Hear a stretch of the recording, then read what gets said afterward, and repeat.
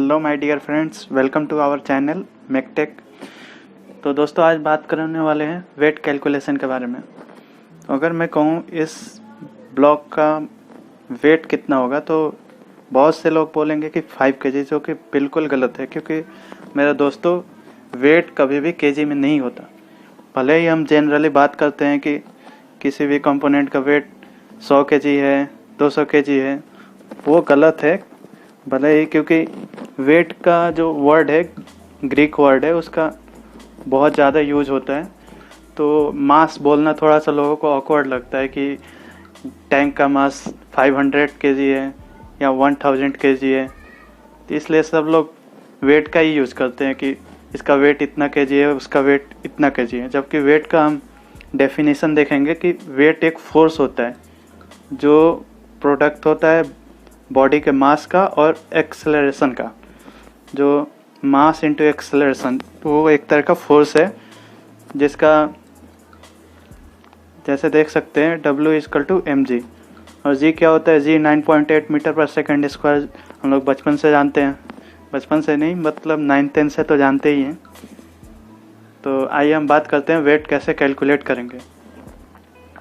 तो देखिए, pipeline industries में वेट कैलकुलेट करना बहुत इम्पोर्टेंट है, क्योंकि देखिए क्लाइंट के पर्सपेक्टिव से देखिएगा, उनको अगर कोई भी प्रोजेक्ट का कॉस्ट निकालना है, कॉस्ट एस्टिमेशन करना है, तो एक तरह से वेट का यूज करते हैं कि हाँ 500 टन का प्रोजेक्ट है, पर केजी 60 रुपीज़ केजी उनको पड़ रहा है, तो कॉस्ट एस्टिमेशन वो ऐसे कर लेते हैं।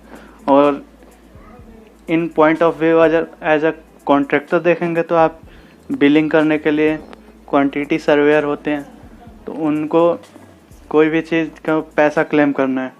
हाँ, मतलब 2 टन उन्होंने फैब्रिकेशन किया है, तो उस 2 टन के फैब्रिकेशन को कॉस्ट के लिए उनको वेट शो करना पड़ता है कि हाँ इतने क्विंटल उन्होंने, इतने टन बीम उन्होंने फैब्रिकेट किया, या चैनल फैब्रिकेट किया, एंगल फैब्रिकेट किया, क्लिट लगाया, प्लेट लगाया, जो भी व्हाटएवर।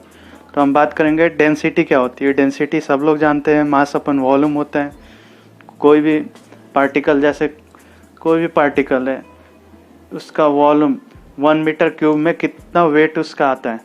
ज़्यादा वेट आता है तो वो ज़्यादा डेंस है, 1 मीटर क्यूब में कम वेट आता है। जैसे 1 मीटर क्यूब का फोम है, मैक्सिमम तो मैक्सिमम 2 kg का होता है, तो कम डेंस का मैटर बोला जाएगा उसको, कम डेंस का पार्टिकल या मटेरियल बोला जाएगा।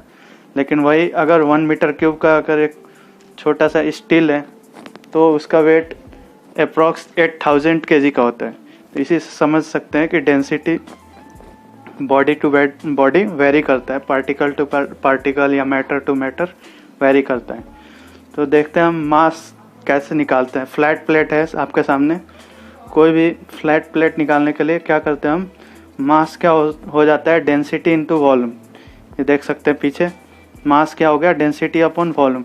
क्योंकि ये देखिए मास अपन वॉल्यूम है डेंसिटी, तो ये वॉल्यूम को इधर रो के साइड ले जाएंगे तो मल्टीप्लाई हो जाएगा। तो ऐसे देख सकते हैं मास क्या हो गया, डेंसिटी इनटू वॉल्यूम। तो वॉल्यूम, इस प्लेट का वॉल्यूम निकालने के लिए क्या होना चाहिए हमारे पास, इसका एरिया और थिकनेस। एरिया कैसे निकालेंगे हम, लेंथ और विड्थ से, और थिकनेस दिया हुआ है यहाँ पे 10 mm। तो लेंथ इसका 5 मीटर है और विड्थ इसका 2 मीटर है।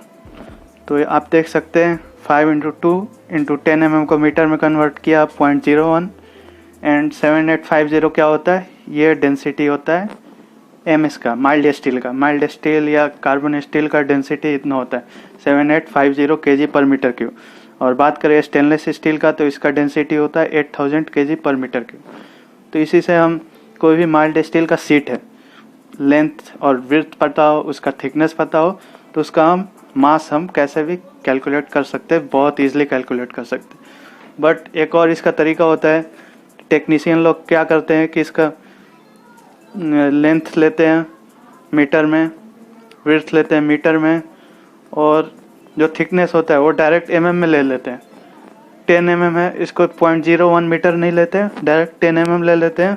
ये देखिए 10 mm ले लेते हैं, और 7.85 से मल्टीप्लाई कर देते हैं। इसको बोलते हैं वेट फैक्टर है, क्योंकि उनको डेंसिटी पता नहीं होता है, वॉल्यूम पता नहीं होता है क्या होता है, तो मतलब एक तरह से रट लेते हैं कि हाँ 7.85 से मल्टीप्लाई कर, क्योंकि जनरली इंडस्ट्री में देखेंगे 10 mm 20 mm से ज़्यादा का कोई सीट होता नहीं है, वैसे यूज़ होता ही नहीं है। तो ये 10 mm 20 mm ये, क्योंकि देखिए 10 mm क्या होता है, इसको मीटर में देखेंगे तो 10 × 10⁻³ होगा। ये 10⁻³ को 7850 में मल्टीप्लाई करेंगे तो सेम 7.85 आएगा। वही इन लोग टेक्नीशियन लोग ये 7.85 को एक तरह से वेट फैक्टर मान लेते हैं। चलिए आगे हम बात करेंगे राउंड प्लेट का वेट कैसे निकालेंगे।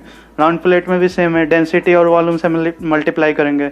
इसमें आप सोच रहे होंगे कि इसका वॉल्यूम कैसे निकालें। वॉल्यूम भी सिंपल है, इसका एरिया क्या होगा πr², और थिकनेस जो दिया है जैसे 10 mm थिकनेस है, 10 mm से मल्टीप्लाई कर दिए तो वॉल्यूम निकल गया। सिंपली बात है, डेंसिटी इंटू वॉल्यूम πr²T, तो इसका मास निकल जाएगा। तो इसी तरह सिंपली आप किसी भी चीज़ का मास निकाल सकते हैं। कोई भी स्ट्रक्चर है, कोई भी फ्लैट प्लेट है, कोई भी राउंड प्लेट है, कोई भी राउंड प्लेट, अगर फोम का भी एक राउंड सा शेप का कोई फोम है, उसका थिकनेस और उसका डेंसिटी पता हो तो आप उसका मास निकाल सकते हैं। कंक्रीट का कोई ब्लॉक हो, उसका हाइट पता हो, लेंथ विड्थ पता हो तो वॉल्यूम निकल जाएगी, उससे भी उसका डेंसिटी पता है तो उसको मास निकाल सकते हैं। आगे हम देखेंगे टैंक का अगर मास निकालना है, मास निकालना है तो ये देखिए, इसको दो पार्ट में निकालेंगे। पहले ये सिलेंड्रिकल पार्ट दिख रहा है इसका, बाद में इसका कैप का वेट निकालेंगे। ये देखिए, पहले हम अगर सिलेंड्रिकल पार्ट को निकालने के लिए एक ईजी तरीका है, सिलेंडर को हम लोग क्या करते हैं, फ्लैट प्लेट में कन्वर्ट कर लेते।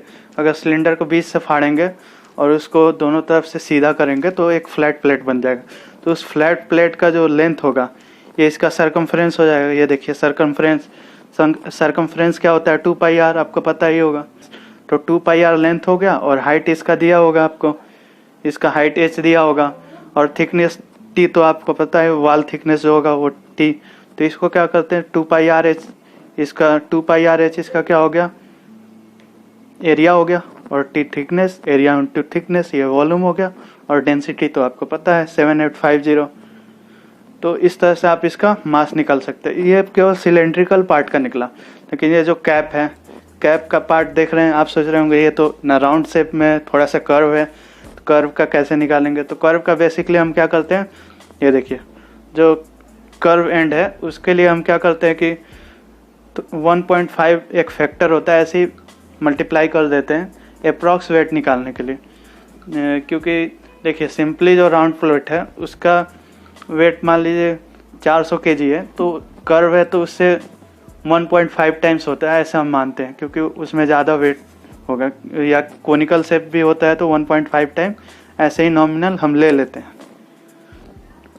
और एक और बात की, अगर आप सिलेंड्रिकल पार्ट का जैसा हमने निकाला, आप बिना फाड़े उसको सोच रहे कि ऐसे डायरेक्ट हम सिलेंड्रिकल वे में ही निकाले, तो उसके लिए यह है formula πr² - r1² into h into density. πr² - r1² इसका एरिया हो गया, एरिया और हाइट से मल्टीप्लाई कर दिया तो वॉल्यूम हो गया, और इंटू डेंसिटी 7850।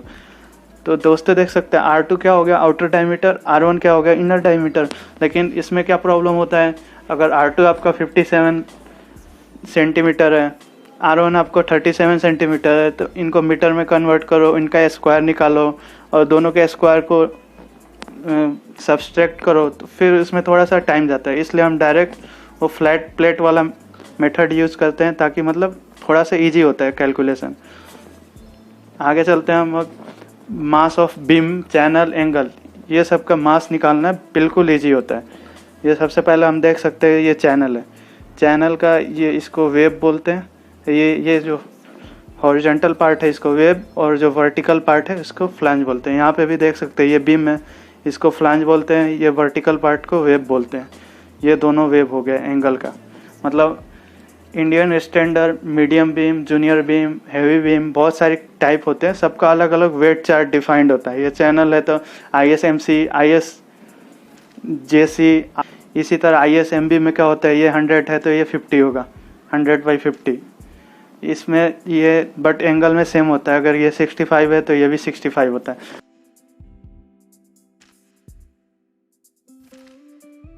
तो ये सिंपल से एक अगर मास निकालना है इस चैनल का, अगर ये ISMB 100 है मान लीजिए,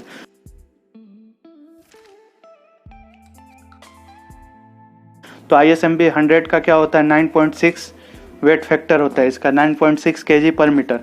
और कितना लेंथ है ये, मान लीजिए 5 मीटर का है, तो 5 से मल्टीप्लाई कर दिए, सीधे 4.8 kg अपना आंसर आ गया। इसमें कुछ करना होता नहीं है ज़्यादा, बस आपको वेट चार्ट देखना आना चाहिए।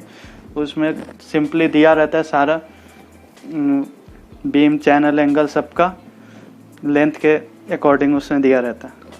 चलिए अब आगे हम वीडियो के लास्ट में आप सबके लिए हमारी तरफ से एक क्वेश्चन कि ये जो सामने आपको टैंक दिख रहा है, इसको लिफ्टिंग के लिए मान लीजिए 2 टन का टैंक है, 2 टन का टैंक है, तो इसको लिफ्टिंग के लिए जो ये टूल्स यूज़ हो रहा है इसको क्या बोलते हैं हम, लिफ्टिंग टूल्स बोलते। तो इसके लिफ्टिंग के लिए जो टूल्स यूज़ कर रहे हैं उसका फैक्टर ऑफ सेफ्टी कितना लेना चाहिए। तो दोस्तों उम्मीद करता हूँ आपको ये वीडियो पसंद आई होगी। तो अगर मेरी वीडियो थोड़ी भी पसंद आई हो या कुछ भी समझ में आया हो तो ज़रूर लाइक करें, सब्सक्राइब करें और कमेंट करना बिल्कुल ना भूलें। Thank you.